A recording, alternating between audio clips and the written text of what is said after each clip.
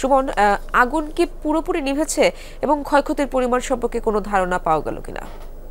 ইশরাত, 1 ঘন্টা 10 মিনিটের মধ্যে আসলে ফায়ার সার্ভিসের যে দাবি, তারা আগুন নিয়ন্ত্রণে এনেছেন। তবে নির্বাপনের কাজ শেষ করতে ফায়ার সার্ভিসে আরো 3 থেকে 4 ঘন্টা সময় লেগেছে, অর্থাৎ 5 ঘন্টায় তারা যে আগুন সেটি পুরোপুরি নির্বাপন করতে পেরেছেন। ভোরেই ফায়ার সার্ভিসের 5টি ইউনিট আগুন একেবারে পুরোপুরি নির্বাপন করে ঘটনাস্থল ত্যাগ করেছেন। আমরা প্রত্যক্ষদর্শী এখানকার স্থানীয় যারা রয়েছেন তাদের সাথে কথা বলেছিলাম। তারা আসলে জানিয়েছেন 2টো নাগাদ আসলে মূলত এখানে যেই সিডি আবাসিক রয়েছে কাট্টলি, এখানের একটি ফার্নিচারের কারখানায় মূলত আগুনের সূত্রপাত এবং এই কারখানাটির পাশে আরো কয়েকটি কারখানা ছিলেন, দোকান ছিলেন, সেই 2টি দোকানও পুড়ে গেছে।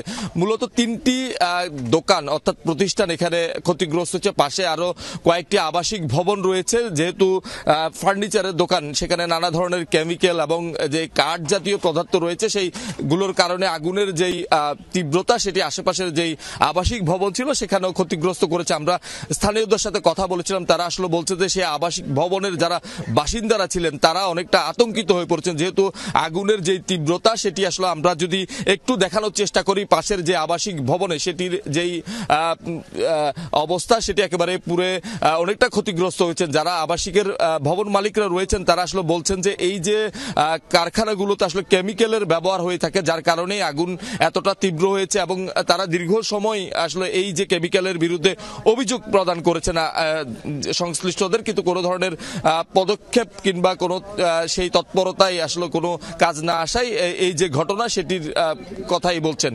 মূলত এখানে যে ক্ষতি হয়েছে সেটি হচ্ছে কারখানা ফার্নিচারের যে গুদাম, সেখানে আশেপাশের যে জায়গাগুলো সেখানে আসলে কোনো ক্ষয়ক্ষতি হয়নি এবং এখানকার এলাকাবাসী এবং যারা ফায়ার সার্ভিসের সদস্য রয়েছেন সেই ক্ষতিটি তারা হতে দেয়নি। অর্থাৎ এখানে ফায়ার সার্ভিসের সদস্যদের আগে থেকে স্থানীয়রা কিন্তু অগ্নি নির্বাপনের যে কাজ সেটি তারা শুরু করেছেন। পরবর্তী ফায়ার সার্ভিস এসে সেই কাজে তারা যোগ দিয়েছেন।